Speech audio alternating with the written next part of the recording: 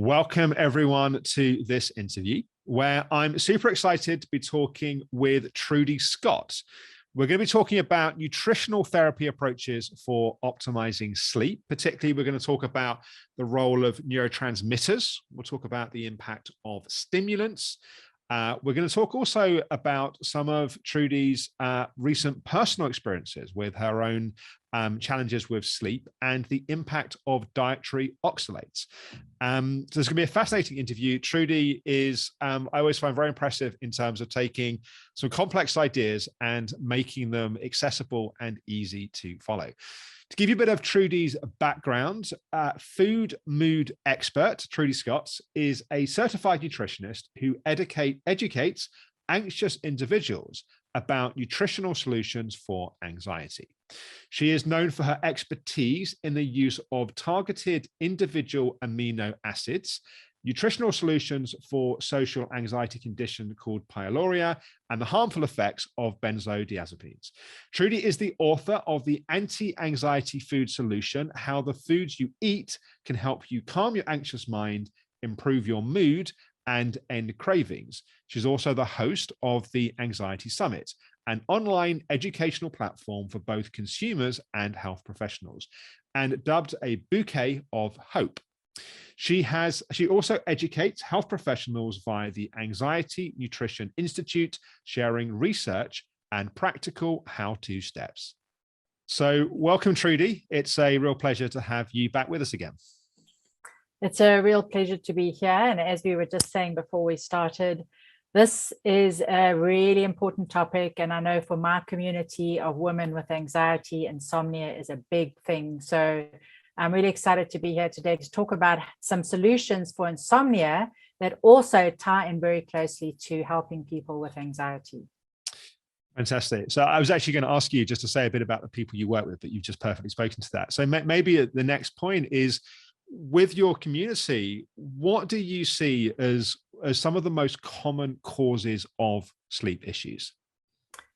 Yes, and this is a great question. And I think a lot of people in the summit are going to see that there are many causes of insomnia. And I'll often see colleagues talking about it and they'll say, oh, I always do this, or I always do that. And with my community, because they have anxiety and they often have the low GABA kind of anxiety, which is the physical tension kind of anxiety. They may have the low serotonin kind of anxiety, which is the worry, ruminating anxiety. Those are two very common causes that I see of insomnia in my community. Now, that may differ from other people, but that's what I see. And because most people are coming to see me because of their own anxiety, we start there. We're starting with looking at low GABA, and we'll go into how we can figure out if someone has low GABA and what to do about it. We also look at low serotonin because of the anxiety and because of the insomnia overlaps with that.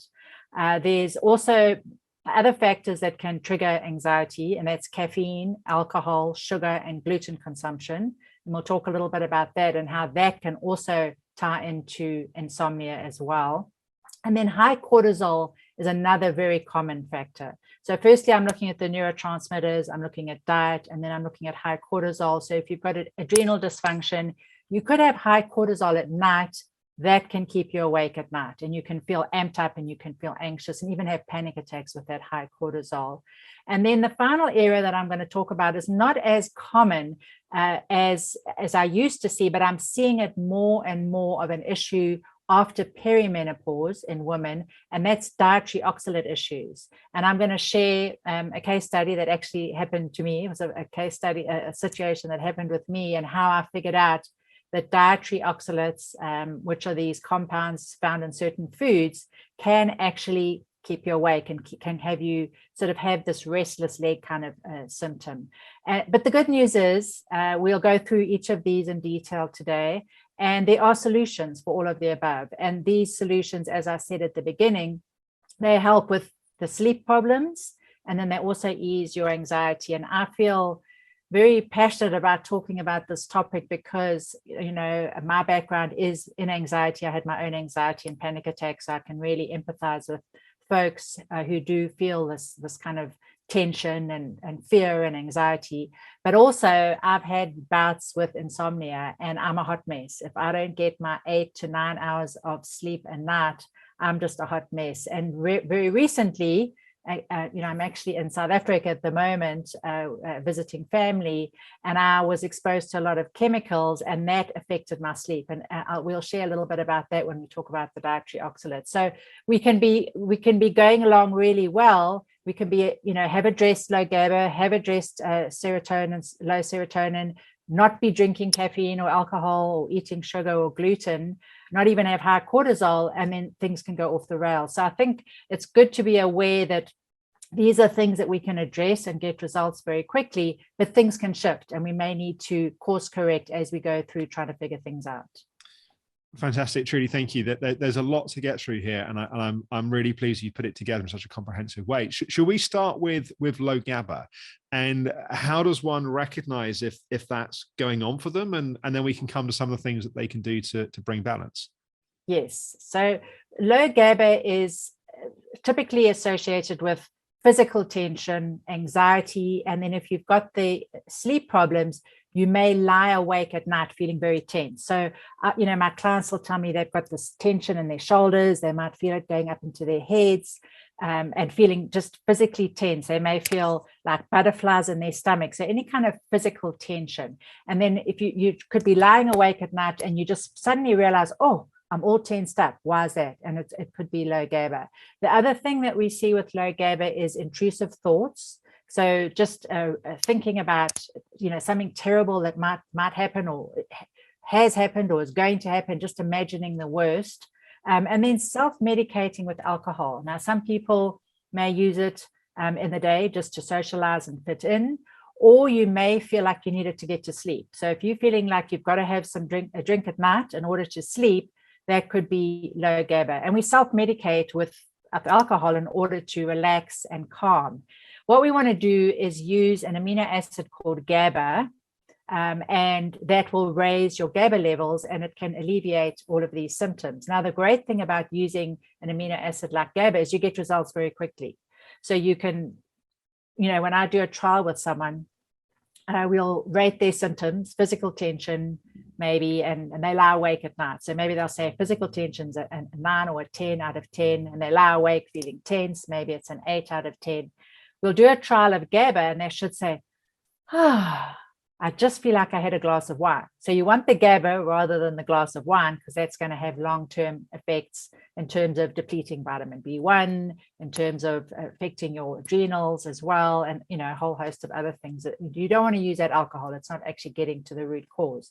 Now, you can use GABA in the day, and you can use it if you've got that anxiety in the day, and then you use it just before bed. And then a lot of my clients will use it if they wake in the night, and it can help them go back to sleep and ease that muscle tension. You can also combine GABA and theanine, and there's a few studies that show the combination of GABA and theanine can be more effective for some people. Now, that's not the case for everyone, but it does work well for some people.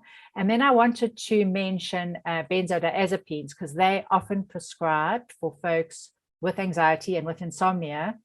The problem with this class of medication is they're meant to be prescribed short-term, as you know, Alex, 1 to 2 weeks maximum. And even then you can get tolerance, meaning you no longer working, or you need more and more and more. You can get dependence, meaning you can't stop.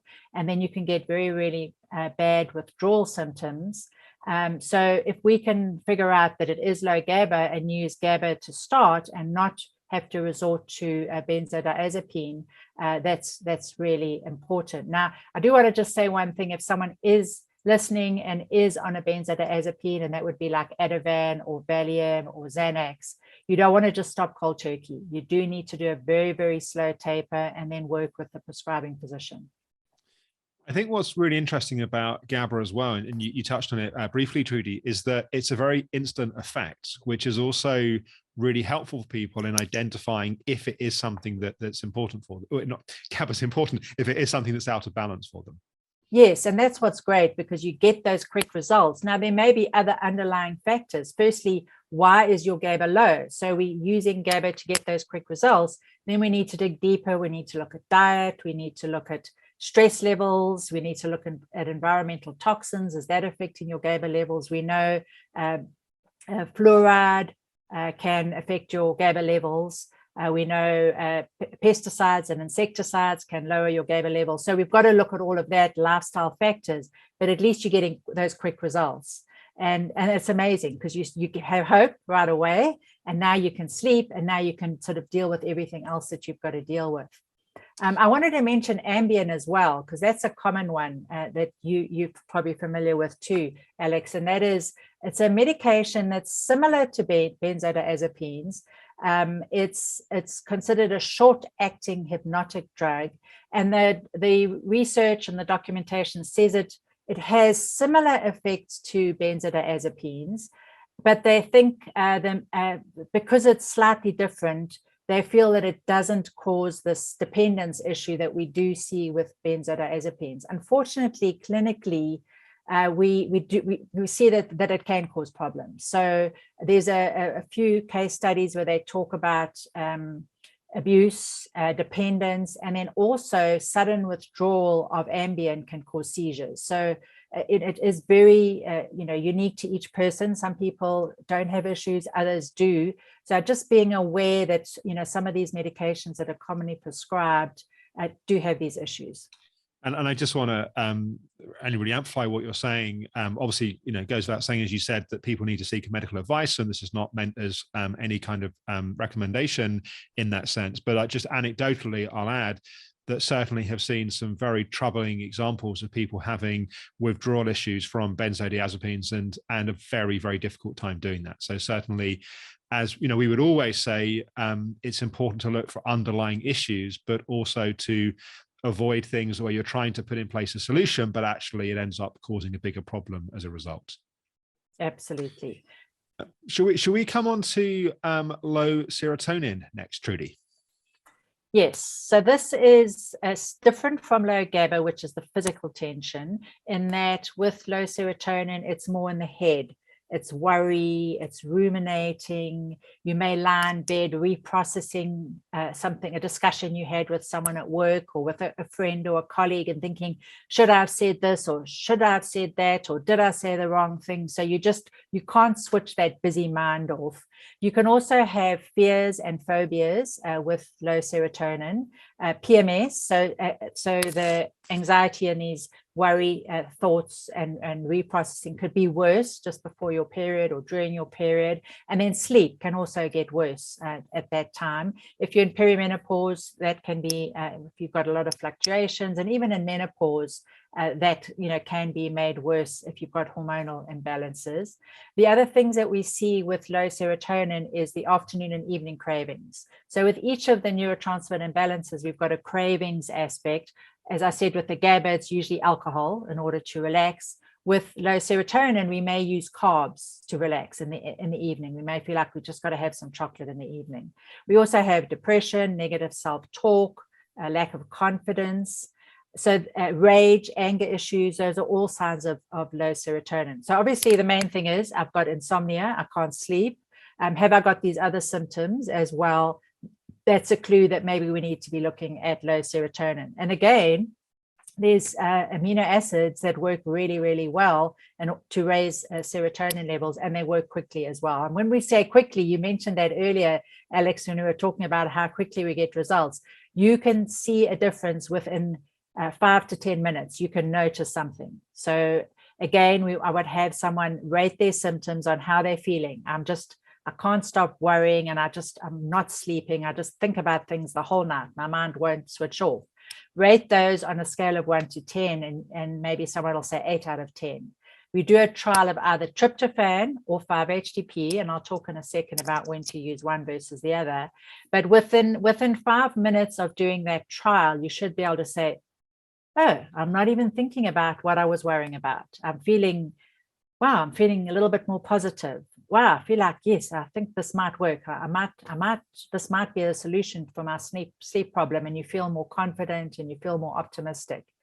Now, the dosing is important, obviously. There's a starting dose for each of these, and you may not be at the ideal dose when you do that trial. So it may not be that it goes from an 8 out of 10 to a 2 out of 10, but if it goes down 2 notches, maybe to a 6 out of 10, so you've got a little bit of improvement, then you know you're on the right track. And then we increase the dose of each of those until we found the ideal dose for each person. And with the tryptophan and 5-HTP, the dosing is afternoon and evening, because that's when serotonin starts to go down. And there's some research, and I've seen it clinically, that if someone has high cortisol, which we'll talk about in a second, 5-HTP is not going to be the first choice because it can raise cortisol. So I typically start with tryptophan, but then some people do better with tryptophan, some do better with 5-HTP. And you can also use, depending on which one you're using, you can use it in the night if you wake. Ideally, we want to get the right dosing so you're not waking. And it could be a combination of GABA and serotonin, I might add. If you've got the physical tension, you've also got the worry and the ruminating, you may need to address both. And if it is both, we do one at a time. So we can establish, okay, we've addressed low GABA, we've got the right dose. Okay, now we can address low serotonin and find the right dose for that. And do you want to say a few words as well about the relationship between serotonin and melatonin? Yes, so serotonin is used to make melatonin. So we can give the body the amino acid precursor, the tryptophan or the 5-HTP, to make serotonin, and that should help us to make melatonin. But for some people, that conversion is not happening very well initially. And so we may also recommend melatonin, and you can use a sublingual, which helps someone fall asleep. And you can also use a time-release melatonin, which helps you stay asleep. Now, I love melatonin. It used to have a bit of a bad rap about, don't use it too much and don't use it for too long and don't use too high a dose. But we're seeing more and more research on it's great. It's a great antioxidant. There's actually some studies showing it helps to ease anxiety as well. And then through the pandemic, a lot of research showing it helps with immune support. So I think it's a wonderful nutrient. And if you're not converting the serotonin into melatonin, then, by all means, I would add in, either the sublingual or the time-release melatonin. Now, I like to use the tryptophan or the 5-HTP first, give it a chance. Let's see if that's enough. If not, then we will add in the melatonin. And then, another thing with me traveling at the moment, jet lag is always front and center. And of course, if you travel and you've got jet lag, you've got insomnia for a few days, or you're sleeping at odd hours, melatonin is amazing for that. Typically used 2 days before travel, during travel, and then afterwards. But I will just share that during the pandemic, I really increased my melatonin to 10 milligrams a day, just for the immune and the antioxidant benefits. And when I arrived in South Africa, I had zero jet lag. Normally, even with a little bit of melatonin just before traveling, during traveling, and afterwards, that helps. But it didn't help as much as that 10 milligram, for 2 months before I came, and then continuing it. So it's interesting that we can go to pretty high doses. And I'm sure you've seen some of the research. You can go even higher than that for cancer. It's not something that I've recommended to folks, but I think a lot of folks are pretty scared about melatonin. So I just wanted to put that out there. Yeah, no, amazing. Thank you, Trudy. And should we then come to some of the stimulants that people can find themselves using? So things like caffeine, alcohol, sugar, gluten, not all stimulants, but all irritants, perhaps, let's say, and the impact that they can have. Yes, so we've got to always think about diet. And when I'm working with folks, I will say that caffeine is one of the hardest things for them to give up. They'll often be fine to give up the alcohol and the sugar and even the gluten. Caffeine is a tough one. There's plenty of research showing the connection between, caffeine and anxiety and insomnia. So it really needs to go before we start thinking about all these other things. The good thing is the amino acids, there's an amino acid that can help with that need for caffeine. If you need that sort of caffeine jolt to give you that focus or to get you going in the morning, and that's tyrosine. It's another amino acid that we use. And if you've got the low dopamine symptoms of the poor focus, low energy, needing some kind of stimulation for energy, that's something to look at. And there's one study that I like to quote where they had I think it was 200 women who had been through therapy. They'd been on medications for anxiety and insomnia, and they just got them off the caffeine and everything resolved. So it's a tough one to give up for some people, but it can make a very big difference. And then alcohol, social drinking can be problematic. It's not just, heavy drinking that's a problem. And certainly alcohol can cause hot flashes in menopause, so that can keep you awake as well. Sugar can do the same. And then gluten depletes serotonin, which we've just talked about. It depletes B vitamins, and it can cause bloating and gas and discomfort in the gut, and that can keep you awake as well. Now, with all of these we use all of them to self-medicate. I mentioned how you can use alcohol to self-medicate if you've got low GABA. You would definitely often use caffeine to self-medicate if you've got low dopamine. Sugar and gluten, we self-medicate as comfort foods, as a reward, as a treat. But if you address the neurotransmitter imbalances like we've been talking about, then you don't feel that need to use the sugar in order to get that reward or that comfort.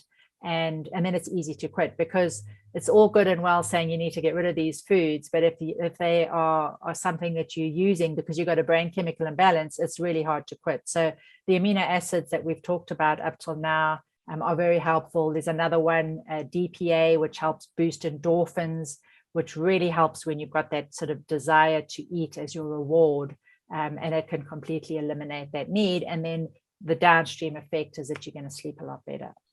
Because in a sense that there's often a level of wisdom in the choices that we make. It's just that we haven't got better choices, right? And a lot of what you're talking about here is having better choices and better ways of actually addressing the underlying issue, not just trying to soften symptoms.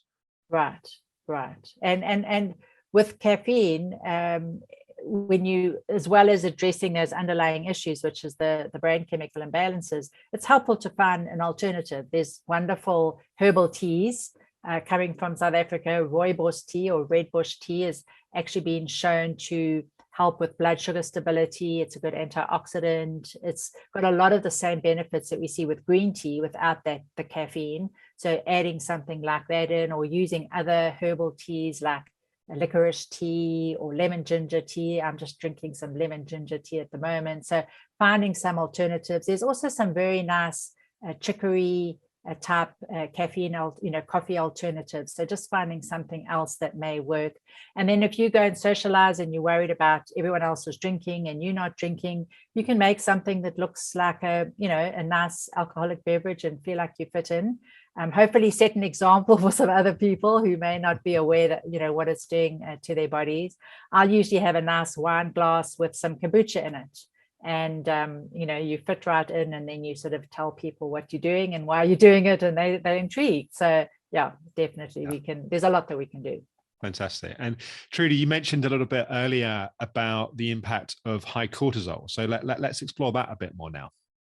Yes. So with the high cortisol at night, and the way we know that it's high is we would do an adrenal test. It's a saliva test, and you can actually measure cortisol 4 times in the day, first thing in the morning, noontime, afternoon, evening, like at 10 p.m. And then you can actually do a night collection and see if it's high in the middle of the night. If it's high in the evening and in the night, then that can definitely be affecting your sleep. So it should be high in the morning, and then it should go down towards the end of the day, which is, it gets you up out of bed, it gets you energized, and it gets you going. And then it should lower at night. So now you can go to sleep. So if you've got that high cortisol, that can cause, this insomnia, this sort of feeling anxious and jittery. Maybe you have heart palpitations as well. A lot of the sort of common recommendation for lowering high cortisol is phosphatidylserine. I've had great success with a phosphorylated serine, and it's a product called Serifos, Seripos, and using 1 to 3 of those an hour to 2 hours before the high cortisol is really effective in lowering that high cortisol. The other thing that I like to use for lowering that high cortisol is Lactium. It's a hydrolyzed casein product, and there's a number of studies showing that it helps a lower high cortisol, and it's also very calming as well. Now, if someone has a high cortisol, sometimes it's really, really high first thing in the morning, and it wakes them really early, and it's higher than it should be. You don't have that 2-hour window when you could use the Seraphoss. So that's when I'd have them use Lactium when they wake, and they wake up with that sort of high, high anxiety, sort of feeling jittery and anxious in the morning. But then the other thing that we've got to do is, why has someone got high cortisol? We don't want to just be addressing the high cortisol. We want to say, well, why have they got it? So as we said earlier, we've always got to go upstream and see, have they got gluten issues? Is that what's causing the high cortisol? Have they got parasites? Now, we haven't even talked about parasites. I'm sure you've got someone on the summit talking about that, but that's a big trigger for anxiety and insomnia. So we'd want to, figure out, have they got something else going on, stress in their lives? Have they been exposed to mold, or have they got Lyme disease? All of these could affect your cortisol levels, your anxiety, and your insomnia. Fantastic. And there's lots of rabbit holes there we could go down, but I'm going to keep us on track. So you mentioned a little bit earlier, Trudy, about dietary oxalates, and also a little bit of some of your own personal story on that recently. So I'd love to go into that piece. Yeah, this is something that I haven't talked about on any summits, and I thought it would be really relevant because it's something that happened to me recently, and I'm always learning. I'm always trying to figure things out, and I'm often the guinea pig. So yeah, I happen to. That's how it generally works, isn't it? It is. It really is. And then I'll write a blog post, and I'll get feedback, and I'll get other questions. So let me just share what dietary oxalates are in case someone doesn't know what they are. And I happen to have an issue with them. I'm trying to figure out how to fix it at the moment. I'm just eating a low oxalate diet, and I'm doing a few other things which I'll talk about now. But what they are, they're sharp compounds that are found in many healthy foods. So think of things like spinach, sweet potatoes, also white potatoes, beets, raspberries, legumes, many nuts and seeds, wheat, and most grains. So these are things that we would, certainly spinach, beets, raspberries, legumes, nuts, and seeds. We think of these as being healthy foods, but they're these sharp little compounds. Think of like a little jagged star, but it's multi-jagged, three-dimensional. And they lodge in your joints, they lodge in your muscles, they lodge in your soft tissue, they can lodge in your thyroid and other organs. There's research showing that they can lodge in your heart. So they can cause a lot of damage. They can cause the immediate issue that we notice is mostly pain. You can also get irritability. You can get mitochondrial damage and dysfunction. You can get increased anxiety. But the main thing that most people notice is sort of pain. You can also get brain fog, and it's difficult because those symptoms can be caused by many things. But the clue is, are you eating a lot of these foods? So a lot of people go on a big health kick, and they'll be making smoothies with throwing in loads of spinach, loads of berries, and eating lots of nuts and seeds, sort of on a health kick. And then they'll start to see a lot of problems. It causes oxidative stress as well as the mitochondrial damage, and then damage to the other organs. Typically, they'll lodge in an area of weakness. So for me, they were lodging in my feet. And it was right after my book was published. I was doing a lot of speaking around the country, and I'd fly into a city and do 3 city full day tours. So I'd speak in Boston for 1 full day. I'd speak in a nearby city for a full day, and another city for a full day. And my feet were in agony. It felt like I was walking on shards of glass and hot coals. That's how bad it was. And it took me a while to figure it out. Actually, a colleague of mine, Julie Matthews, works with autism, and one of the areas that can trigger autism symptoms is dietary oxalates. And I was listening to her present, and she was talking about oxalates causing pain. And I went, I wonder if that's what's causing my issue. And because I was traveling and speaking, I was taking my blender with me and making a smoothie every morning. And my snack was nuts and seeds when I was, traveling, and I was, trying to eat healthy while I was on the road. Anyway, long story short, a few years ago, I figured out I had oxalate issues. And I'd always had issues with my feet as a rock climber and a hiker. So it lodged in my feet, and that's where I had my pain issues. Later on, it started to affect my eyes. I actually stuck a branch in my eye when I was rock climbing one time. And my one eye is the one that I get affected. So if I'm not careful, I will wake with this restless feelings in my legs and feet, and then my eyes get all sort of crusty and sore. But following a low oxalate diet, using calcium citrate, using vitamin B6, and making sure that my fat digestion is good, I'm fine. I don't have any sleep problems caused by the dietary oxalates. But what happened to me recently, I'm going to pause there and see if you've got any questions, and then I'll tell you about what happened to me in my trip here in South Africa. I think what you're saying makes a lot of sense. I think maybe just one point to elaborate a bit more is people may think, should I just not eat any of the foods that you described? And I guess maybe because I'm always mindful of people talk about foods not to eat, and people watch too many interviews and they're left with nothing left to eat. So just maybe how one identifies if this is actually an issue for them, and if so, is it total exclusion or is it limiting amounts? Great question. So there is a range. There's a number of lists of foods that contain oxalates all over the internet, and a lot of them vary. A really great resource is Trying Low Oxalates. It's a Facebook group. Susan Owens is the founder of it. She has published papers on oxalates and is an expert in the area. And they have a whole spreadsheet of the foods. But just in summary, there's a group of low oxalate foods, there's medium oxalates and high oxalates. You don't want to just completely go down to low oxalates. The recommendation is to cut back on the high oxalates, then, a few months later, go down, cut back on the medium, and then just eat the low oxalates.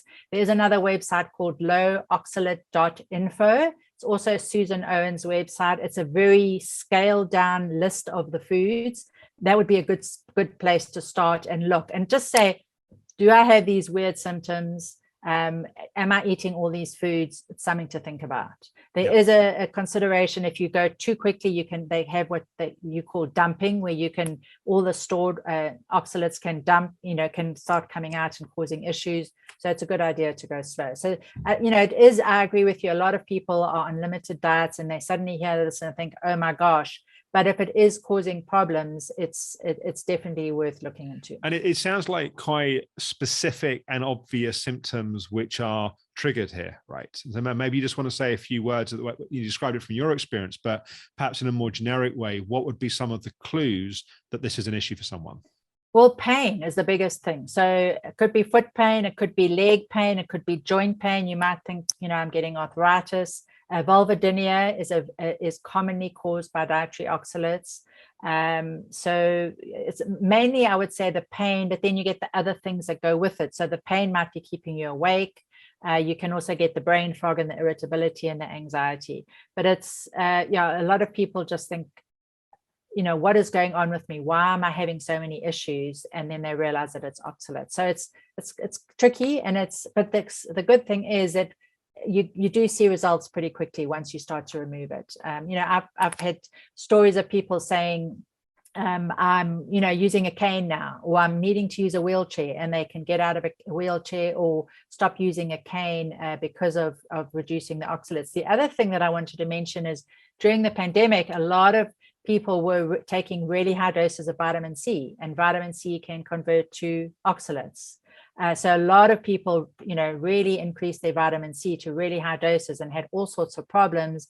I did a blog post about that, and people realized, wow, this is causing my pain and my insomnia and my anxiety. So it's not just these foods. There's a few other things that can do it. There's a constipation medication, Mobicol, that can also can create oxalate. So it's tricky. And the problem, Alex, is that all the research is looking at kidney stones, saying if you've got an oxalate issue, you've got kidney problems and kidney stones, but you can have the oxalate issue without the kidney stones. So that's what makes it a little bit tricky. And you can have both, but I don't have any kidney issues or kidney stones, but I've got the oxalate issues. Yes. Yes. Okay. And then do you want to say a bit more, Trudy, about some of the things people can do? So obviously a low oxalate diet is part of it, but what are some of the other interventions that either you've been using or can be helpful? Okay, so let me share my story, and then I'll tell you what I'm doing, and then I'll go into, if there's anything else that I didn't mention, we can go into that. So, Right. well, I'm using calcium citrate. So I use that once a day at night. Vitamin B6, it's not always the case, but for some people, vitamin B6 can help. I have pyroluria as well, so that's part of that protocol. And then good fat digestion. So I'll explain that when I talk about my what happened to me. So I'm traveling at the moment. I'm in South Africa. I was exposed to household cleaning products, fragrances when I was flying, and it was starting to impact my fat digestion. And what happened is I started to wake 2 to 4 a.m. every night. So I first got here, and as I said, the melatonin was working beautifully. It kept me asleep for the first 3 weeks. I was doing great. And then suddenly I was waking 2 to 4 a.m. every night. And I'm taking GABA, taking tryptophan, taking melatonin, doing everything else. I wasn't eating any sugar or doing any of the caffeine or gluten or anything. So despite all of that, I was waking. So I know that early morning wakings can be a liver thing. So I'm thinking, okay, liver, fat digestion. And I noticed that my stool had changed color to pale. So when you've got pale stool, that's a clue that your bile, you're not producing enough bile, or your bile sluggish. So now I'm thinking, okay, liver. So I did a bunch of research. And what happens with, I'll just read this quote from one of these papers, is unabsorbed bile acids and fatty acids may react with calcium in the intestinal lumen, forming soaps that limit the amount of calcium binding with oxalate, and a consequent increase in intestinal oxalate absorption, leading to high oxalate. So what happens is calcium binds to the oxalates and it helps escort them out the body. But if you don't have enough good bile production, then that's not going to happen. And then you get this increase in oxalates, and then you get these oxalate problems. So I'm thinking, well, what can I do? And I start prowling around the health shops here, and it took me a long time to find something that was clean, because a lot of the products had rice flour in it, or some of them had gluten, and some of them had other products in them. I couldn't take milk thistle. Milk thistle is a problem if you've got oxalates. I tried a liver gallbladder tincture, herbal tincture, that was also, the herbs had oxalates in it. And then I found that taurine was the solution. So I did some research on taurine, and taurine, the research talks about it being helping with bile acid conjugation, detoxification, and modulation of cellular calcium levels. And what does it mean if you hear this term bile acid conjugation? So I'll read from this paper as well, because it just puts it so well. After biosynthesis from cholesterol and before excretion from the liver, bile acid molecules are conjugated with glycine or taurine, which converts a weak acid to a stronger acid. And what that does is it changes the pH, and it allows fats to be better digested. So basically adding in that taurine countered the fact, it increased my bile production.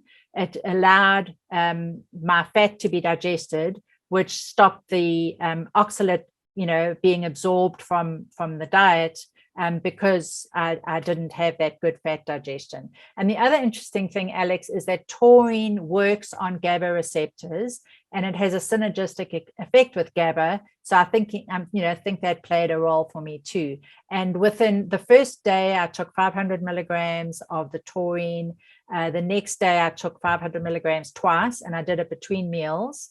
And by the third day, I was sleeping through the night right away. And I could just, I was as well as addressing the fat digestion issue. I was addressing the oxalate issue, and then that taurine was working synergistically with the GABA. So it's pretty amazing. I know that in the UK, GABA is not readily available, and taurine is often something I'll recommend instead of GABA if you can't get hold of GABA. So it's been a pretty interesting experience. So I did a blog post about it, and I've so far had about eight people tell me, wow, they read this, they figured it must be causing them the similar issues. They got on taurine and they're sleeping through the night. So pretty interesting. Amazing. I really appreciate you sharing your personal experience there, Trudy. And I think it's also a great example of the kind of detective work that we sometimes have to do with these issues, that it's not as simple as you have this symptom, do this thing. And often we need to be a bit more inquisitive and, either work with a practitioner that can kind of pull together the different pieces, or go down that path ourselves. It's a great example, not just of the power of nutritional therapy for healing, but also the importance of that kind of diagnostic clarity. Yeah. Trudy, I think we're out of time, but I want you to talk about how people can find out more about you, your work, and some of what they can find when they do that. Well, thanks, Alex. And appreciate you saying that about the detective work, because that's what we are. We've got to kind of figure things out. And sometimes it's very obvious, like if it's low GABA and you've got the low GABA symptoms and you take GABA, but other times you have to be a little bit creative. And it was an interesting experience, and I'm glad I've learned about it. And I'm going to be doing some more digging into taurine, because the more I read about taurine and what it can do, the more interesting it is. So I think there's definitely a place for taurine in other applications as well. It seems to be really good against. The other thing that I found after this was that it helps against, it's a protective compound against toxins, and I was exposed to toxins, so I was getting that benefit as well. So yeah, very, very interesting. So yes, resources, my book, The Anti-Anxiety Food Solution. I write all about the amino acids. There's a whole chapter on gluten. There's a whole chapter on caffeine and alcohol. So pretty much everything that I've talked about here today. Obviously not this oxalate story that I shared, because that's a new one. And then, like you, I do summits. So I've done a number of anxiety summits, and you've spoken on, I think you've spoken on 2 of them. So there's always great resources for folks. And then I've got online group programs and practitioner training, teaching practitioners how to use the amino acids with their clients and patients. Fantastic. Trudy, thank you so much. I always learn a lot when I talk to you. It's fascinating. And I really appreciate you bringing your latest discoveries as well. So thank you so much. Thank you. Thanks for having me. And I look forward to hearing the other experts, and I look forward to sharing this with my community.